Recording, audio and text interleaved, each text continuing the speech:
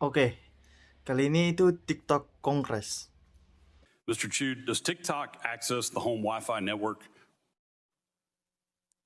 Only if the user turns on the Wi-Fi. I'm sorry, I may not understand the. So if I have Question. TikTok app on my phone, Jadi dari yang aku tangkap ya, eh, Amerika itu menuduh TikTok sebagai alat untuk memata-matai privasi masyarakat yang ada di Amerika. Karena penggunanya itu sudah hampir 50% penduduk Amerika saja.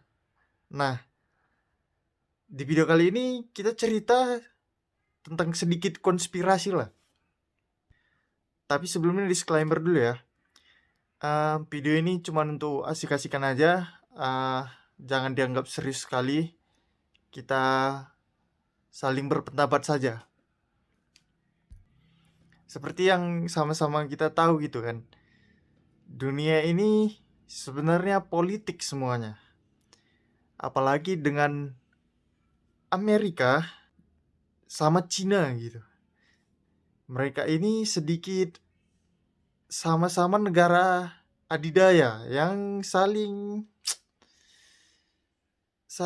berlawanan lah. Dan mereka ini bisa dibilang imbang gitu. Kalau kalian mau tahu lebih banyak tentang Cina dan Amerika, kalian coba tonton aja YouTube-nya Bosman Mardigu. Nah, dia itu membahas tentang itu, tentang politik Amerika, terus Rusia yang lagi perang sekarang, sama Cina juga. Dia bahas-bahas tentang politik-politik lah, baik di Indonesia maupun di luar negeri. Jadi berikut ini cuplikan lah sedikit kongresnya CEO TikTok yang dituduh gitu bahwa TikTok ini mencuri data-data pribadi masyarakat Amerika oleh Cina. Jadi TikTok ini sebagai alat mata-mata yang digunakan Cina untuk Amerika gitu. Kalau dilihat dari poin-poin tersebut ya, sebenarnya semua aplikasi juga gitu sekarang. Bahkan kalau kita main ML aja, untuk mengaktifkan voice chat suara kita itu diminta izin dari aplikasinya gitu kan. Boleh nggak aplikasinya itu ngizin kita menggunakan suara kita gitu. Gitulah istilahnya. Bukan hanya ML aja, Facebook, Instagram, aplikasi lainnya juga ada polis privasinya. Yang kalau kita izini berarti kita habis memberikan data-data kita kepada mereka gitu. Seperti nama, foto muka, tanggal lahir, dan lain sebagainya. Nah, sekarang kita masuk ke jaringan. Tadi di video itu dibilang kalau wifi itu bisa membajak data kita dari koneksi jaringan. Ya kalau gitu ceritanya cuman ya internet ini kan luas gitu kan.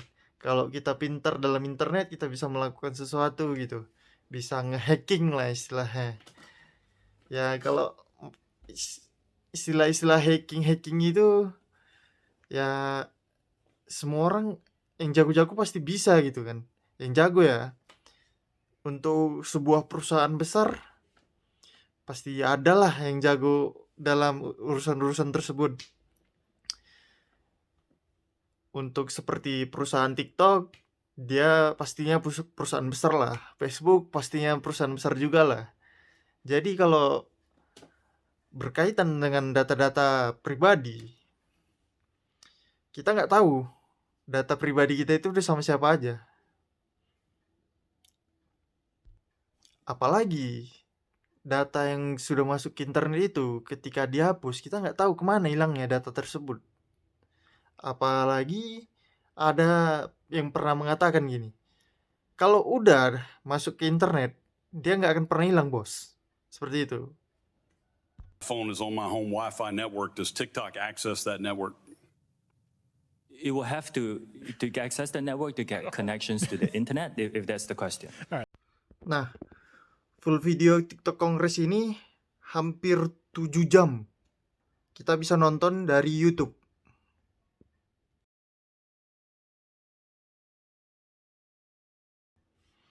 Jadi kesimpulannya, politik atau apapun itu,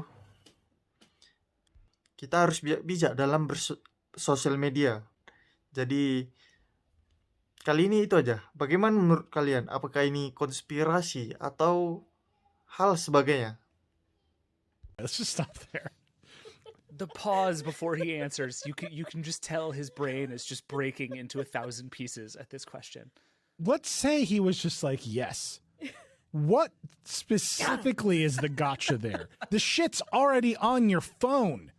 That's where the data is. There's nothing else on the average American's Wi-Fi network that has as much data as their phones.